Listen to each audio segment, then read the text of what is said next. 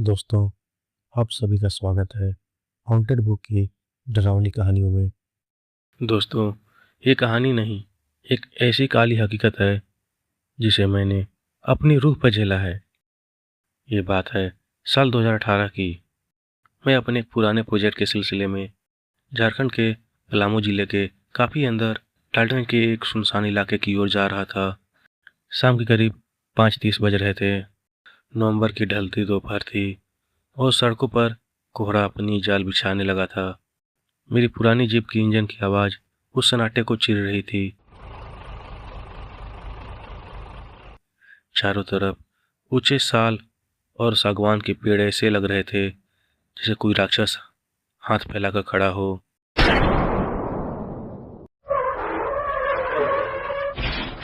तभी अचानक मेरी जीप का टायर फटने जैसी जोरदार आवाज आई और गाड़ी लहराकर रुक गई। सन्नाटा इतना गहरा था कि मुझे अपने दिल की धड़कन साफ सुनाई दे रही थी। मैंने बाहर उतर कर देखा तो वहाँ कोई कील या पत्थर नहीं था, बल्कि किसी ने सड़क पर पुराने कपड़ों से बनी एक गुड़िया छोड़ी हुई थी जिस पर सिंदूर और लोबान की गंध आ रही थी। ठीक उसी पल जंगल के बीच से एक तीखी आवाज आई,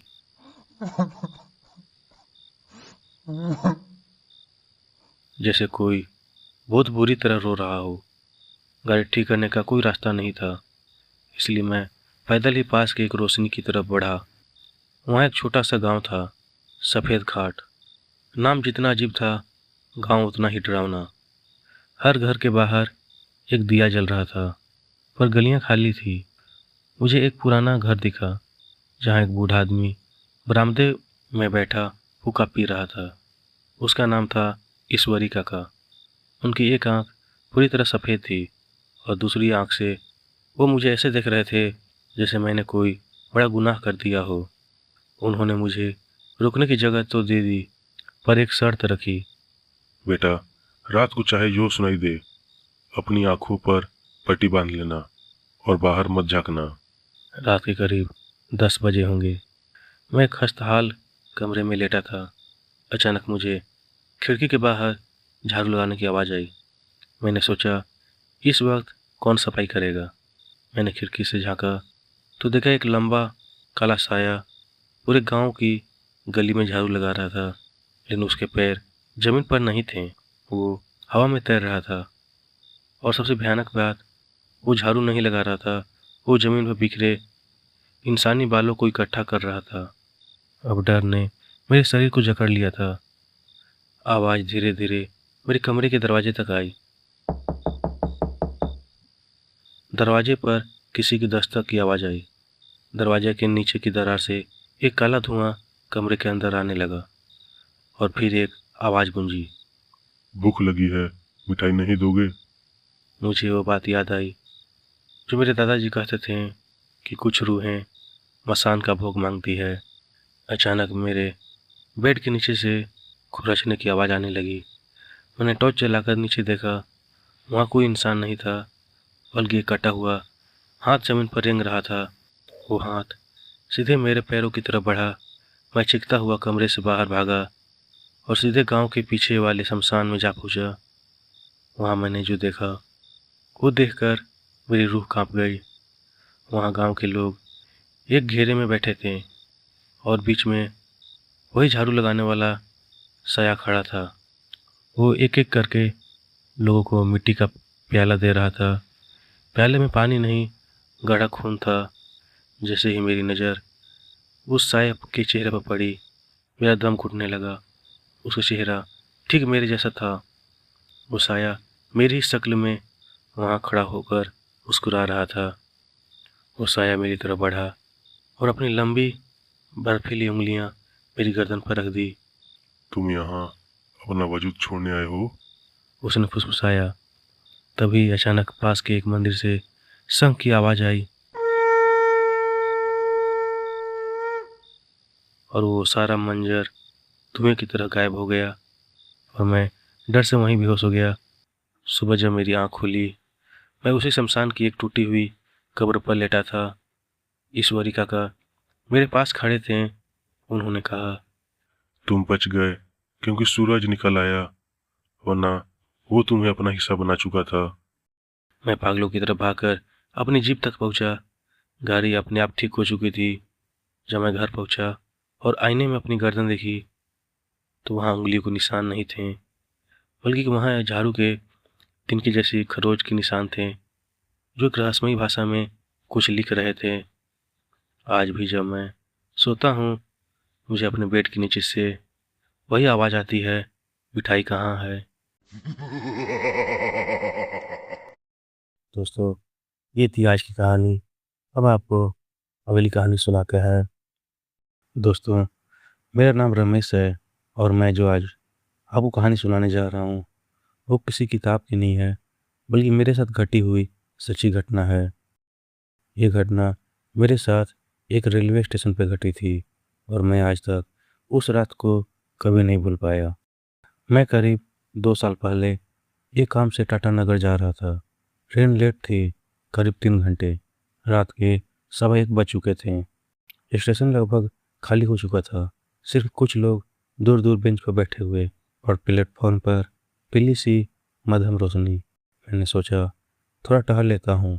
प्लेटफॉर्म नंबर 3 की तरफ चला गया। वहाँ अजीब सा सन्नाटा था, ना कोई आवाज़, ना कोई हलचल। तभी मुझे पीछे से किसी के चलने की आवाज़ आई, जैसे कोई धीरे धीरे मेरे पीछे चल रहा हो। मैंने मुड़कर देखा, कोई नहीं। मैं फिर आगे बढ़ा, लेकिन इस बार वो आवाज़ मेरे और करीब आने लगी। अब दिल की धड़कन तेज हो गई। मैंने फिर मुड़कर देखा और इस बार मुझे दूर एक औरत खड़ी दिखाई दी। वो सफ़ेद साड़ी में थी, बाल पूरे चेहरे पर बिखरे हुए, और वो मुझे ही देख रही थी। मैंने सोचा शायद कोई यात्री होगी, लेकिन कुछ अजीब था। इतनी रात में इतनी सुनसान प्लेटफॉर्म और वो अकेली बिना हिले खड़ी थी। मैंने नज़र हटाई और आगे बढ़ गया, लेकिन कुछ सेकंड बाद जब मैंने फिर पीछे देखा वो थोड़ी और पास आ गई थी। अब मेरे कदम खुद ब खुद तेज हो गए। मैं प्लेटफॉर्म के आखिरी तक पहुंच गया। वहाँ एक पुरानी बंद पड़ी टिकट खिड़की थी। मैंने सोचा वहाँ बैठ जाता हूँ, लेकिन जैसे ही मैं बैठा मेरे बगल में किसी के बैठने का एहसास हुआ। मैंने तुरंत देखा कोई नहीं, लेकिन मेरे कान के बिल्कुल पास एक बहुत धीमी आवाज़ आई, ट्रेन कब आएगी? मेरी सांस रुक गई। आवाज़ एक औरत की थी। मैंने कांपते हुए कहा, मुझे नहीं पता। और जैसे ही मैंने ये कहा मुझे महसूस हुआ कि कोई धीरे धीरे मेरे कंधे पर झुक रहा है। मैंने हिम्मत करके धीरे धीरे सिर घुमाया। अब वही औरत अब बिल्कुल मेरे पास थी। उसका चेहरा पूरी तरह से जला हुआ था, आंखें काली और गहरी और होठ फटे हुए। वो मुस्कुरा रही थी। मैं झटके से उठ गया और दौड़ने लगा। पूरा प्लेटफॉर्म अब जैसे और भी लंबा हो गया था। मैं भाग रहा था, लेकिन आगे का रास्ता खत्म ही नहीं हो रहा था और पीछे से उसके कदमों की आवाज़ तेज होती जा रही थी। मैंने हिम्मत करके पीछे देखा। वो भाग रही थी सीधे मेरी तरफ। उसके पैर उल्टे थे और वो जमीन से ऊपर हवा में चल रही थी। मैं और तेज भागा और तभी मुझे दूर एक ट्रेन की लाइट दिखी। मैं पूरी ताकत से उस तरफ दौड़ा। ट्रेन धीरे धीरे प्लेटफॉर्म पर आ रही थी। मैंने बिना सोचे सीधे उसमें चढ़ने की कोशिश की। जैसे ही मैं चढ़ा मैंने पीछे देखा। वो औरत प्लेटफॉर्म के किनारे खड़ी थी और वो मुस्कुरा रही थी, लेकिन अगले ही पल वो सीधे ट्रेन के नीचे कूद गई। मैं चीख पड़ा। ट्रेन रुक गई। लोग इकट्ठा हो गए, लेकिन जब नीचे देखा गया वहाँ कोई नहीं था। न खून, न शरीर, कुछ भी नहीं। मैं पूरी तरह से कांप रहा था। तभी तभी एक बुजुर्ग आदमी मेरे पास आए। उसने मुझसे कहा, तुमने उसे देखा है ना? मैंने डरते हुए सिर हिला दिया। वो बोला, वो हर रात इसी समय आती है। मैंने हकलाते हुए पूछा, क्यों? उसने जो बताया उसे सुनकर मेरे रूह कांप गए। कई साल पहले इसी प्लेटफॉर्म पर एक लड़की ट्रेन का इंतजार कर रही थी, लेकिन ट्रेन कभी नहीं आई क्योंकि अचानक उसके पैर फिसल गए। वो ट्रेन के नीचे आ गई और सर में चोट लगने की वजह से नहीं रही। और तब से वो हर रात किसी से पूछती है ट्रेन कब आएगी, और अगर उसे जवाब दे दे तो वो उसे अपने साथ ले जाने की कोशिश करती है। उस दिन के बाद मैंने कभी रात के 1:15 पर किसी रेलवे स्टेशन पर अकेले इंतजार नहीं किया, क्योंकि मुझे अब डर था कहीं कोई आकर मुझसे ये न पूछ ले कि ट्रेन कब आएगी। तो दोस्तों ये थी आज की कहानी। अब आपको अगली कहानी सुनाते हैं। हेलो दोस्तों, मेरा नाम राज है और मैं जो आपको कहानी सुनाने जा रहा हूँ वो मेरे साथ घटी सच्ची घटना है। मैं एक कंपनी में काम करता हूँ। मैं आपको बता दूँ, मुझे शांति में रहना बहुत अच्छा लगता है, इसीलिए मैं एक ऐसे जगह पर अपना रूम लिया हूँ जहाँ ज़्यादा ही शांति ज़्यादा मिलती है। पर मुझे नहीं पता था कि वो शांति ही मेरे जीवन की सबसे बड़ी और भयावह घटना को अंजाम देगी। तो चलिए देर न करते हुए मैं सीधे अपनी आप बीती सुनाता हूँ। रात के करीब 11:30 बज रहे थे। मैं उस दिन बहुत थका हुआ था। ऑफिस से लौटते लौटते देर हो गई थी और ऊपर से बिजली भी चली गई थी। मेरा घर शहर से थोड़ा बाहर है, एक शांत कॉलोनी जहाँ रात होते ही सन्नाटा छा जाता है। उस दिन अजीब सी घुटन महसूस हो रही थी, जैसे हवा भी भारी हो। मैंने सोचा शायद थकान की वजह से ऐसा लग रहा है। मैं जल्दी से खाना खाकर सोने चला गया। जैसे ही मैं बिस्तर पर लेटा, मुझे ऊपर वाले कमरे से हल्की हल्की आवाज़ सुनाई देने लगी। पहले तो लगा शायद कोई खिड़की हिल रही होगी, लेकिन फिर आवाज़ तेज होने लगी, जैसे कोई लकड़ी पर धीरे धीरे चल रहा हो। मैंने खुद को समझाया कुछ नहीं है, हवा होगी, लेकिन दिल मानने को तैयार नहीं था। करीब 5 मिनट बाद आवाज़ अचानक बंद हो गई। कमरे में इतना सन्नाटा हो गया, मुझे अपनी धड़कन साफ सुनाई दे रही थी। मैंने करवट बदली ही थी कि तभी मेरे कमरे के दरवाजे के बाहर किसी की चलने की आवाज़ आई। धीरे धीरे घसीटते हुए कदम, मेरा गला सूख गया। मैं अकेला रहता हूँ, घर में कोई और नहीं था। मैंने हिम्मत करके आवाज़ लगाई, कौन है? कोई जवाब नहीं, बस वही कदमों की आवाज़। अब वो दरवाजे के ठीक सामने आकर रुक गई और फिर धीरे धीरे दरवाजे पर खटखटाने की आवाज़ आई। ठक ठक ठक। मेरी सांसें जैसे रुक गई हो। मैंने फिर पूछा, कौन है? इस बार बाहर से बहुत धीमी आवाज़ आई, दरवाजा खोलो। आवाज़ किसी औरत की थी, बहुत धीमी, जैसे दूर से आ रही हो। मैं डर गया। मैंने दरवाज़ा नहीं खोला। कुछ सेकंड बाद वो आवाज़ फिर आई, मुझे अंदर आने दो। अब मुझे समझ आ गया कि कुछ ठीक नहीं है। मैंने चुप रहना ही बेहतर समझा। करीब 2 मिनट तक कोई आवाज़ नहीं आई। फिर अचानक दरवाजे के नीचे से किसी की उंगलियां दिखने लगी, सफ़ेद, लंबी, असमान रूप से पतली। वो उंगलियां दरवाजे के नीचे से अंदर आने की कोशिश कर रही थी, जैसे कोई अंदर घुसना चाहता हो। मैं डर के मारे जड़ हो गया। मैंने जल्दी से उठकर दरवाजे के पास रखे अलमारी को खिसका कर दरवाजे के सामने लगा दिया। उसी वक्त दरवाजे की दूसरी तरफ से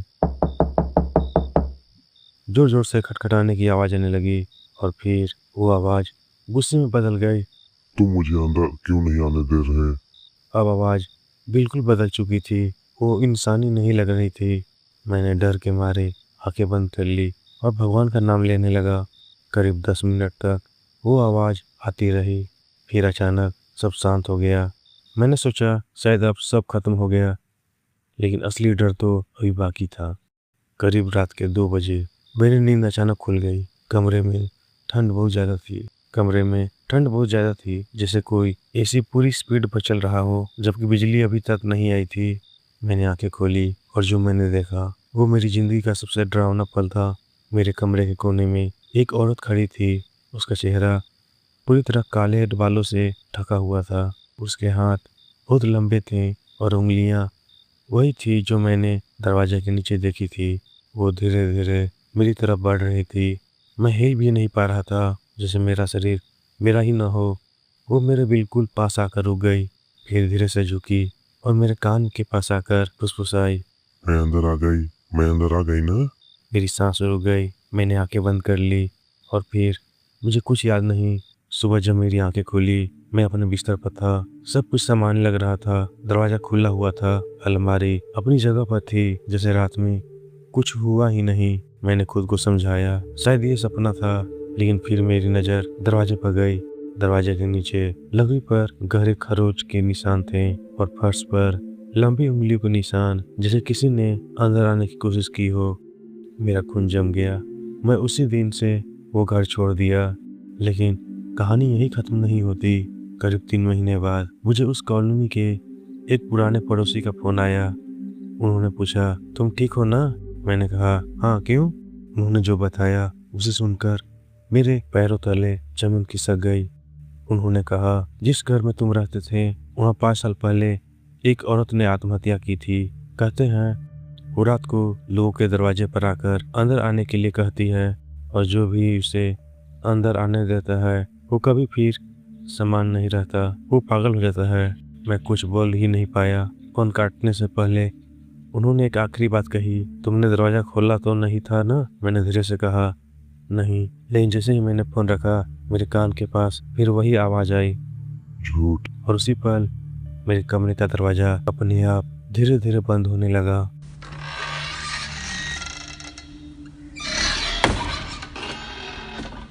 तब से आज तक हर रात कोई मेरे दरवाजे पर दस्तक देता है और हर बार वही आवाज आती है, मुझे अंदर आने दो। अब मुझे समझ नहीं आता वो सच में बाहर है या कभी पहले ही अंदर आ चुकी है। दोस्तों, ये थी आज की कहानी। अब आपको अगली कहानी सुनाते हैं। दोस्तों, मेरा नाम राजन है और मैं रांची में रहकर बीएससी की तैयारी कर रहा हूँ। आज मैं आपको अपने साथ घटी एक सच्ची घटना बताने जा रहा हूँ। दोस्तों, मैं आपको बता दूँ कि मैं एक पढ़ा लिखा होने के चलते मैं भूत प्रेत पर या कोई अंधविश्वासी बातों पर विश्वास नहीं करता, क्योंकि मुझे लग रहा था ये सब कुछ नहीं होता। मैं एक पढ़ा लिखा हूँ, पर उस घटना के बाद मेरी सारी सोचें बदल गई। ये घटना तब की है जब मैं अपने गांव गया हुआ था। गांव के बाहर एक पुराना पीपल का पेड़ था। लोग कहते थे वहाँ रात में मत जाना, लेकिन तुम जानते हो मैं ऐसी बातों पर विश्वास नहीं करता था। उस रात करीब 12 बजे बिजली चली गई थी। पूरा गांव अंधेरे में डूबा हुआ था। मैंने सोचा थोड़ी हवा खा कर आता हूँ और चल दिया उस पीपल के पेड़ की तरफ। जैसे जैसे मैं वहाँ पहुँच रहा था, हवा ठंडी होती जा रही थी और एक अजीब सी गंध, जैसे गीली मिट्टी और सड़े हुए फूलों की। मैं पेड़ के पास पहुँचा और वहीं नीचे पत्थर पर बैठ गया। सब कुछ बहुत शांत था, इतना शांत कि अपनी सांसें भी भारी लग रही थी। तभी ऊपर से कुछ टपका मेरे हाथ पर। मैंने देखा वो पानी नहीं था, वो खून था। मेरी सांसें अटक गई। मैंने धीरे धीरे ऊपर देखा और जो मैंने देखा वो आज तक मेरी नींद उड़ा देता है। पेड़ की एक मोटी शाखा पर एक औरत उल्टी लटकी हुई थी। उसके बाल जमीन को छू रहे थे और उसकी आंखें सीधे मुझ पर टिकी थी। उसका चेहरा पूरा सफ़ेद और होठ काले। वो धीरे धीरे मुस्कुरा रही थी। मैं उठकर भागना चाहता था, लेकिन मेरे पैर जमीन से चिपक गए थे। तभी वो धीरे धीरे नीचे उतरने लगी, लेकिन चल कर नहीं। उसका शरीर हवा में झूलते हुए सीधे मेरी तरफ आ रहा था। मैं चिल्लाना चाहता था, लेकिन आवाज़ भी नहीं निकल रही थी। वो मेरे बिल्कुल सामने आ गई और उसने धीरे से पूछा, तुम मुझे देख सकते हो? मैंने कांपते हुए सिर हिलाया। उसकी मुस्कान और चौड़ी हो गई। वो बोली, तो फिर तुम बच नहीं पाओगे। अचानक उसने अपना हाथ मेरे सीने में डाल दिया, जैसे मेरा दिल पकड़ लिया हो। मुझे लगा बस अब खत्म। लेकिन तभी दूर से किसी ने मेरा नाम पुकारा, अरे वहाँ क्या कर रहा है? जैसे ही वो आवाज़ आई, वो औरत एकदम से पीछे हट गई और पल भर में गायब। मैं ज़मीन पर गिर पड़ा, सांसें तेज, दिल जोर जोर से धड़क रहा था और मैं बेहोश हो गया था। फिर क्या हुआ मेरे साथ मुझे नहीं पता। सुबह जब आंखें खुली तो घर पे था। सुबह जब मैं वहाँ फिर गया तो उस पेड़ के नीचे एक पुरानी टूटी हुई चूड़ियाँ पड़ी थी और मिट्टी पर खून के निशान। मैंने गांव के एक बुजुर्ग से पूछा तो उसने जो बताया वो सुनकर मेरे पैरों तले जमीन खिसक गई। उसने कहा कई साल पहले एक औरत को उसी पेड़ से लटका कर मार दिया गया था और तब से जो भी उसे देख ले वो धीरे धीरे उसी तरह हो जाता है। मैंने पूछा कैसे? वो बोले पहले तुम्हें लगेगा कोई तुम्हें देख रहा है, फिर तुम खुद को आईने में पहचान नहीं पाओगे और एक दिन तुम उस पेड़ पर लटके हुए मिलोगे।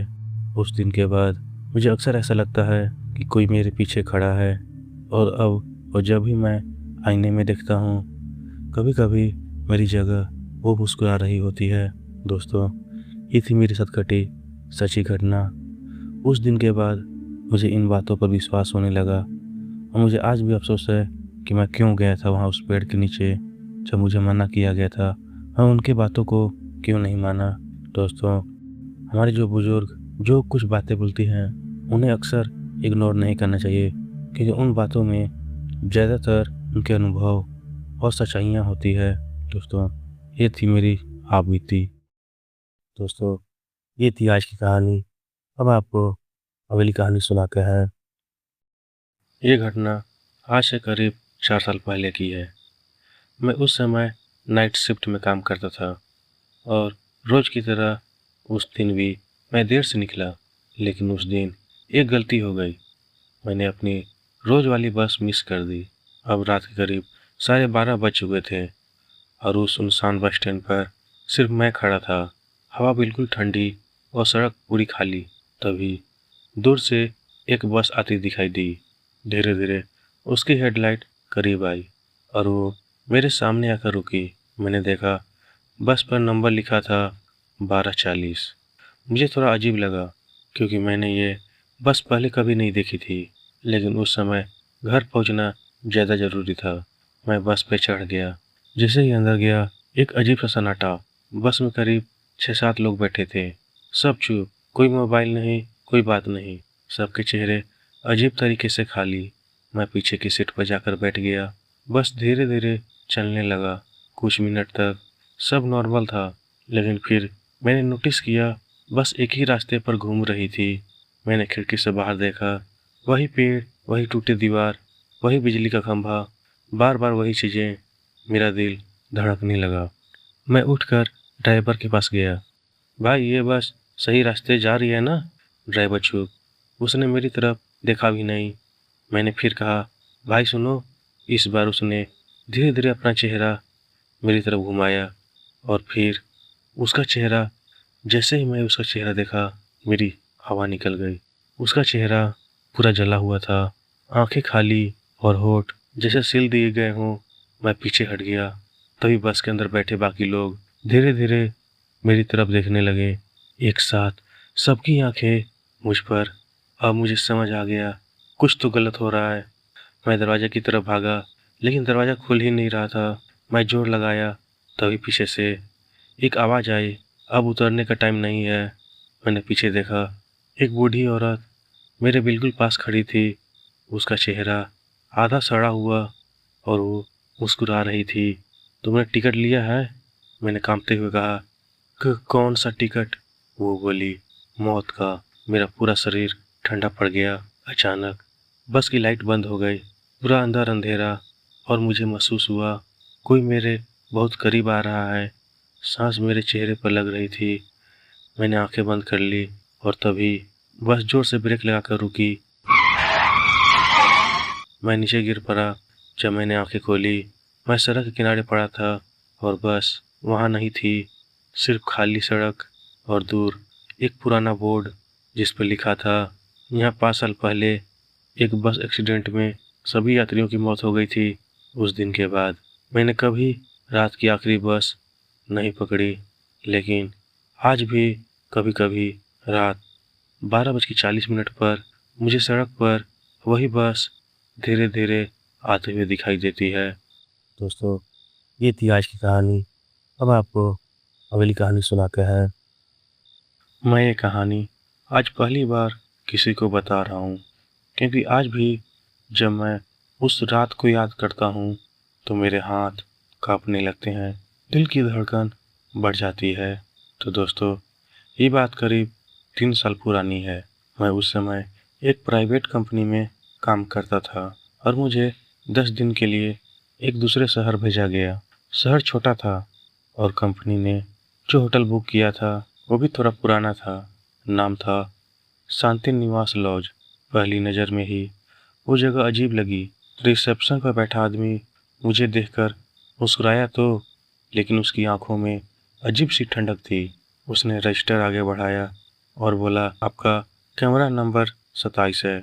जैसे उसने ये कहा, पास खड़ा एक लड़का जो शायद स्टाफ था एकदम चुप हो गया।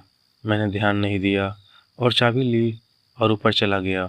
दूसरी मंजिल, लंबा और संकरा कॉरिडोर, पीली रोशनी और दीवारों पर पुरानी पेंटिंग। कमरा नंबर 27 सबसे आखिरी में था। मैंने दरवाज़ा खोला। कमरा साफ था, लेकिन अंदर घुसते ही एक अजीब सी गंध आई, जैसे बहुत पुराना सड़ रहा हो। मैंने सोचा शायद बंद पड़ा होगा, इसी वजह से मैंने खिड़की खोली और फ्रेश होने चला गया। पहली रात, अभी तक तो सब नॉर्मल था, लेकिन रात के करीब 2:30 बजे मुझे किसी के चलने की आवाज़ आई, जैसे कोई कमरे के अंदर ही घूम रहा हो। मैंने आंखें खोली। कमरे में अंधेरा था। मैंने सोचा शायद सपना होगा, लेकिन कुछ देर बाद आवाज़ फिर आई, इस बार मेरे बिस्तर के बिल्कुल पास। मेरी सांस अटक गई। मैंने धीरे से मोबाइल उठाया और टॉर्च ऑन की और देखा, वहाँ कुछ नहीं था। कमरा एकदम खाली था। मैंने खुद को समझाया, थकान है, दिमाग खेल रहा है, और फिर से सो गया। लेकिन दूसरी रात सब कुछ बदल गया। करीब फिर वही टाइम, रात के 2:30 बजे मेरी आंख अचानक खुली। इस बार कमरे में कोई खड़ा था दरवाजे के पास। मैंने ध्यान से देखा। एक आदमी, लंबा दुबला, चेहरा पूरी तरह काला, जैसे जला हुआ हो, वो बस खड़ा था और मुझे देख रहा था। मेरे शरीर ने काम करना बंद कर दिया। मैं चिल्लाना चाहता था, लेकिन आवाज़ नहीं निकल रही थी। वो धीरे धीरे मेरी तरफ बढ़ने लगा, एक कदम और फिर एक और कदम, और हर कदम के साथ कमरे की ठंडक बढ़ती जा रही थी। जब वो मेरे बिल्कुल पास आया, उसने धीरे से अपना चेहरा झुकाया और मेरे कान के पास फुसफुसाया, तुम मेरे बिस्तर पर क्यों सो रहे हो? मेरी रूह कांप गई। अचानक लाइट अपने आप जल गई और वो गायब हो गया। मैं बिस्तर से कूदकर नीचे उतरा, पसीने से भींगा हुआ। उस रात मैं 1 मिनट भी नहीं सोया। सुबह मैं रिसेप्शन पर जाकर कहा, मुझे कमरा बदलना है। रिसेप्शन वाला कुछ सेकंड चुप रहा, फिर बोला, सर, कमरा नंबर 27 में सबको यही दिक्कत होती है। मेरे पैर ठंडे पड़ गए। मैंने पूछा, क्या मतलब? उसने धीरे से कहा, उस कमरे में 5 साल पहले एक आदमी जिंदा जल गया था। वो यहीं सो रहा था और रात में 2:30 बजे अचानक आग लग गई। लेकिन सबसे अजीब बात, उसके शरीर के अलावा कुछ भी नहीं जला। मैं कुछ बोल नहीं पाया। मैंने तुरंत कमरा बदल लिया, लेकिन कहानी यही खत्म नहीं होती। नई रूम में पहली रात सब ठीक था, लेकिन फिर से वही रात, 2:30 बजे मेरी आंख फिर खुली और मेरे कमरे के दरवाजे पर कोई खड़ा था। वही आदमी, जला हुआ चेहरा। इस बार वो मुस्कुरा रहा था और बोला, कमरा बदलने से क्या होगा, अब तू मेरा है। उस दिन के बाद मैंने वो होटल छोड़ दिया, लेकिन आज भी हर रात ठीक 2:30 बजे मेरी नींद खुल जाती है और मुझे महसूस होता है कि कोई मेरे बिस्तर के पास खड़ा है और इंतजार कर रहा है कि मैं फिर से सो जाऊं। दोस्तों, ये थी आज की कहानी। अब आपको अगली कहानी सुनाते हैं। ये कहानी एक ऐसे सच पर आधारित है जिसे सुनकर आज भी मेरे रूह कांपने लगते हैं। यह कोई सुनी सुनाई बात नहीं, बल्कि मेरी अपनी आंखों देखी है। मैंने इसे मसान का पहरा नाम दिया है। अपनी कुर्सी को कसकर पकड़ लें और हेडफोन लगा लें, क्योंकि यह सफ़र लंबा है, खौफनाक होने वाला है।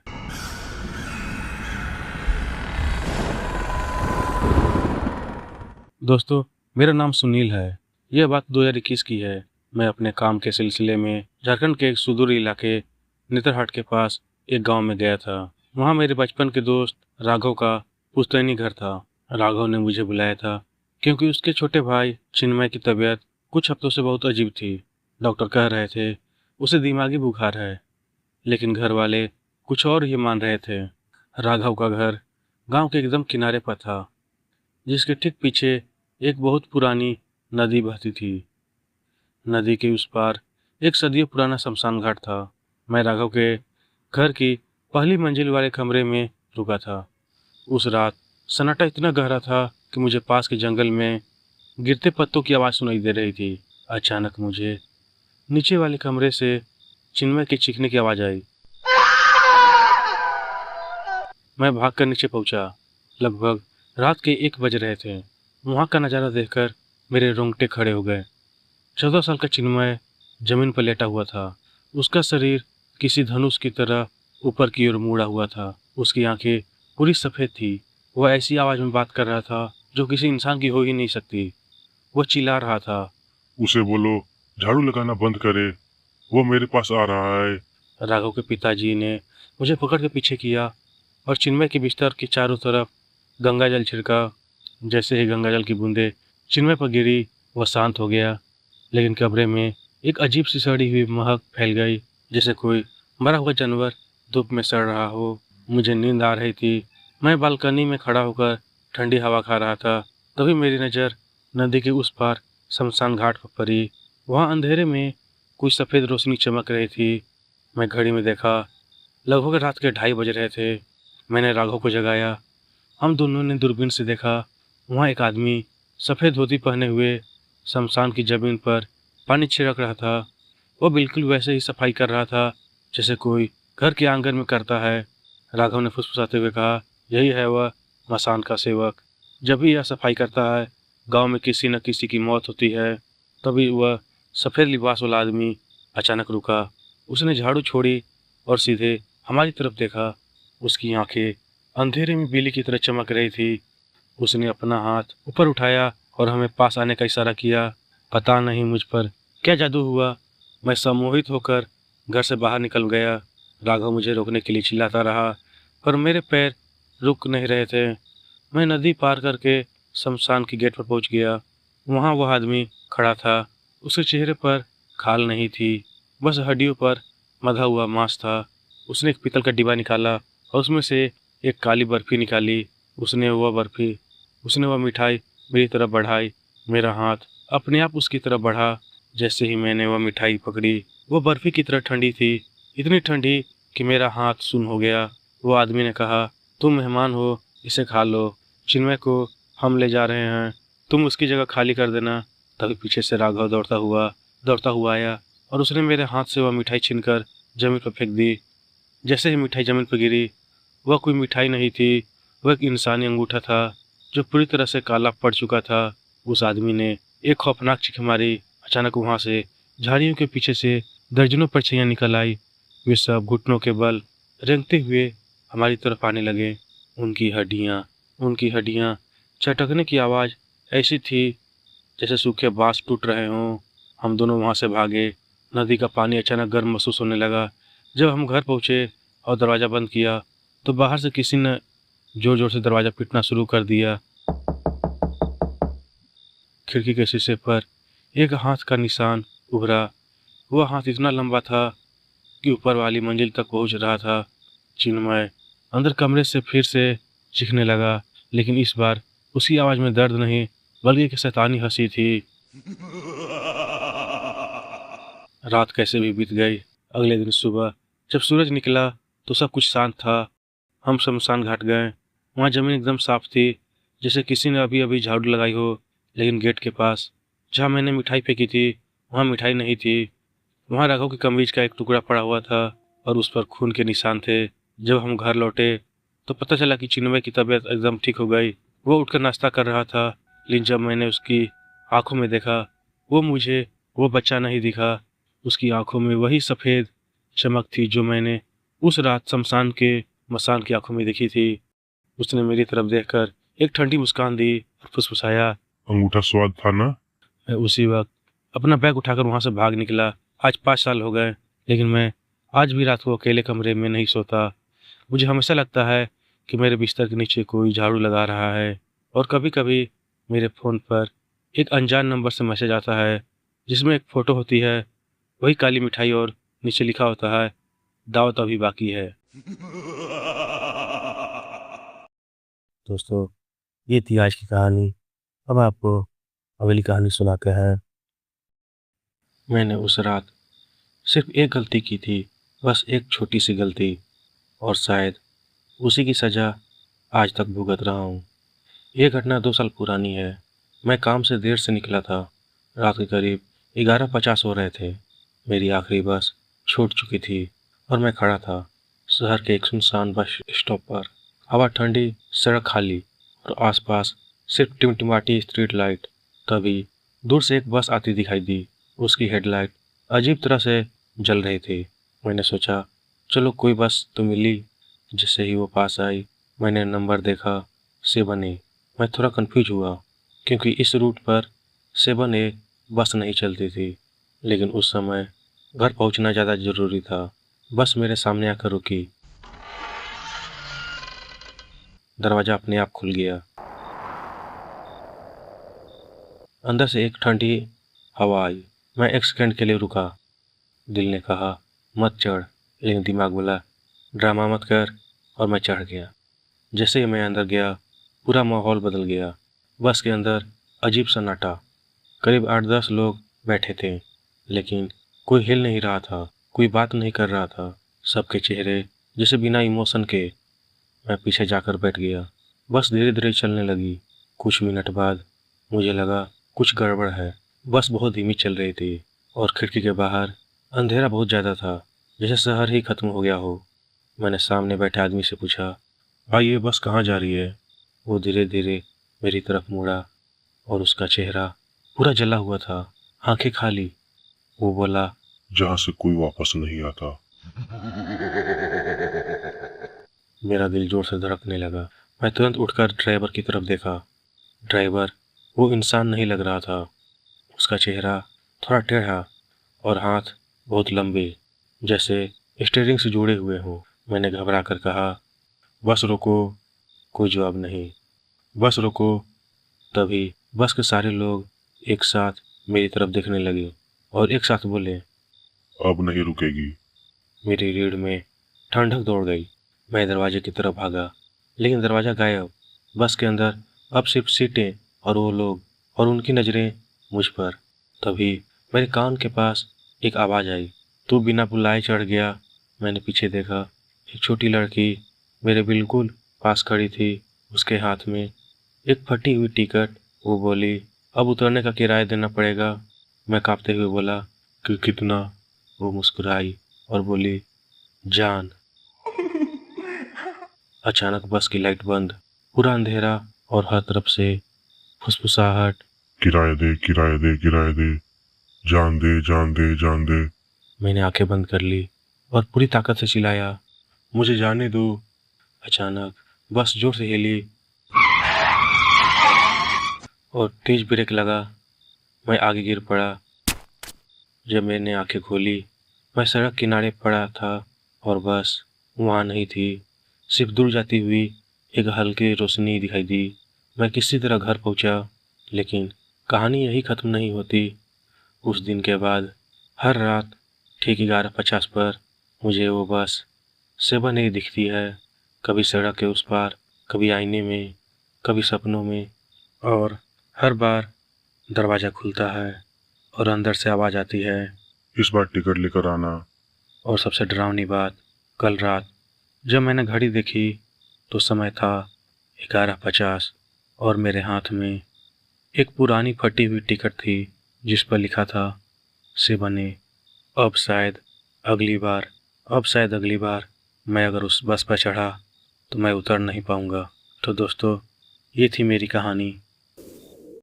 दोस्तों, ये थी आज की कहानी। अब आपको अगली कहानी सुनाते हैं। दोस्तों, आज मैं आपको जो सुनाने जा रहा हूँ वो कोई कहानी नहीं है। ये वो जख्म है जो मेरी रूह पर आज भी ताज़ा है। हम अक्सर विज्ञान की बात करते हैं, लॉजिक ढूंढते हैं, लेकिन कुछ चीज़ें ऐसी होती है जिनका कोई जवाब नहीं। ये बात तब की है जब मेरी नौकरी का रिमोट हाइड्रो पावर प्रोजेक्ट पर लगी थी। झारखंड के जंगलों के बीच एक पुराना सरकारी गेस्ट हाउस, जहाँ से मेरी जिंदगी हमेशा के लिए बदल गई। वो पुराना बंगला, मैं वहाँ पहुँचा तो शाम के 6 बज रहे थे। घने जंगलों के बीच वो पत्थर का बना बंगला किसी पुरानी कब्र जैसा लग रहा था। वहाँ का केयर टेकर रामू काका बहुत ही अजीब इंसान थे। उनकी एक आंख पूरी सफ़ेद थी। उन्होंने मुझे कमरा दिखाते हुए सिर्फ एक बात कही थी, साहब, रात को अगर किसी पायल की या झाड़ू लगाने की आवाज़ आए तो बाहर मत झाँकना, बस अपना कमरा अंदर से बंद रखना। मैं हंसकर टाल दिया। शहर से आया था ना, भूत प्रेत पर यकीन नहीं था। पर उस रात 11 बजे जब मैं अपनी फाइलें चेक कर रहा था, मुझे पहली बार महसूस हुआ कि कमरे के तापमान अचानक गिर गया है। खिड़कियां बंद थी, फिर भी पर्दे ऐसे हिल रहे थे जैसे कोई उनके पीछे खड़ा होकर मुझे देख रहा हो। आधी रात के करीब गलियारे से एक आवाज़ आई, जैसे कोई बहुत पुरानी झाड़ू से फर्श साफ कर रहा हो। मुझे लगा रामू काका होंगे। मैंने जैसे ही दरवाज़ा खोला, गलियारा खाली था, लेकिन फर्श पर गीली मिट्टी के पैरों के निशान थे जो सीधे दीवार के अंदर जा रहे थे। मैं डर के मारे वापस अंदर आया। तभी खिड़की के बाहर, जो जंगल की तरफ खुलती थी, मैंने देखा दूर एक शमशान घाट जैसा हिस्सा है। वहाँ 4-5 लोग आग की चारों तरफ बैठे थे, लेकिन वो आग लाल नहीं बल्कि नीली थी। उनमें से एक आदमी धीरे धीरे मेरी खिड़की की तरफ मुड़ा। उसके चेहरे पर मांस नहीं था, सिर्फ हड्डियां थी। उसने हाथ में एक पीतल का कटोरा लिया, मेरी तरफ इशारा किया जैसे कह रहा हो, तेरा वक्त आ गया है। अब मुझे लगने लगा कि मैं वहाँ अकेला नहीं हूँ। बेड के नीचे से किसी के सांस लेने की आवाज़ आ रही थी। मैंने टॉर्च जलाई और नीचे देखा, वहाँ कोई नहीं था, लेकिन वहाँ एक पुरानी सड़ी हुई मिठाई पड़ी थी, वह काली बर्फी जिसका जिक्र पुराने लोग मसान के भोग के रूप में करते हैं। अचानक मेरे कमरे की दीवार पर लगा आईना चटक गया। आईने के टूटे हुए टुकड़ों में मुझे अपना चेहरा नहीं बल्कि उस मसान का चेहरा दिखने लगा। वो मेरे ठीक पीछे खड़ा था। उसकी लंबी काली उंगलियां मेरी गर्दन की तरफ बढ़ रही थी। उसकी आवाज़ मेरे दिमाग के अंदर गूंजी, तुमने हमारे इलाके में कदम रखा है, अब तुम्हें यहाँ रुकना होगा, अब तुम्हें यहीं रुकना होगा। मैं भागने के लिए दरवाजे की तरफ लपका, लेकिन दरवाज़ा बाहर से किसी ने बंद कर दिया था। मैं चिल्लाया, रामू काका दरवाज़ा खोलिए। पर बाहर से सिर्फ एक ही जवाब आया, लेकिन वो आवाज़ रामू काका की नहीं थी। वो मेरी अपनी आवाज़ थी जो कह रही थी, अंदर ही रहो, बाहर मौत खड़ी है। पूरी रात मैं उस कमरे में बंद रहा। सुबह जब रामू काका ने दरवाज़ा खोला तो मैं बेहोश पड़ा था। मेरी पीठ पर 5 उंगलियों के काले निशान थे, जैसे किसी ने मुझे बहुत ज़ोर से दबाया हो। जब मैंने रामू काका को वो नीली आग और मसान के बारे में बताया तो उन्होंने जो कहा उसने मेरा खून सुखा दिया। उन्होंने कहा, साहब, इस बंगले के पीछे जो शमशान है, वहाँ 20 साल पहले एक तांत्रिक ने अपनी बलि दे दी थी ताकि वो इस जमीन का मालिक बन सके। तब से हर अमावस को वो मसान जागता है और किसी न किसी को अपना भोग बनाने की कोशिश करता है। आप खुशनसीब हैं, आप सिर्फ निशान लेकर बच गए। आज इस बात को कई साल बीत चुके हैं। मैं शहर वापस आ गया हूँ, लेकिन वो खौफ आज भी मेरा पीछा नहीं छोड़ता। कभी कभी रात के 2:30 बजे मेरे फ्लैट के गलियारे में वही झाड़ू लगाने की आवाज़ आती है, और जब मैं अपने बेडरूम का आईना देखता हूँ तो मुझे वही नीली रोशनी दिखाई देती है। ये कहानी सुनाने का मेरा एक ही मकसद था। अगर कभी आपको भी लगे आपके कमरे में कोई नहीं है, फिर भी आपको किसी की सांसें सुनाई दे, तो कभी पीछे मुड़ कर मत देखना, क्योंकि शायद वो मसान अब आपके पास पहुंच चुका है। हेलो दोस्तों, आप सुन रहे हैं हॉन्टेड बुक की डरावनी कहानियाँ। हेलो दोस्तों, मैं निकू। कहानी आपको कैसी लगी कमेंट कर ज़रूर हमें बताएं। और हाँ, ऐसे ही डरावनी कहानियाँ सुनने के लिए हमारे चैनल को सब्सक्राइब जरूर करें और बेल आइकन का घंटा दबा दें ताकि आने वाली नई नई वीडियो आप तक जल्दी पहुँचे।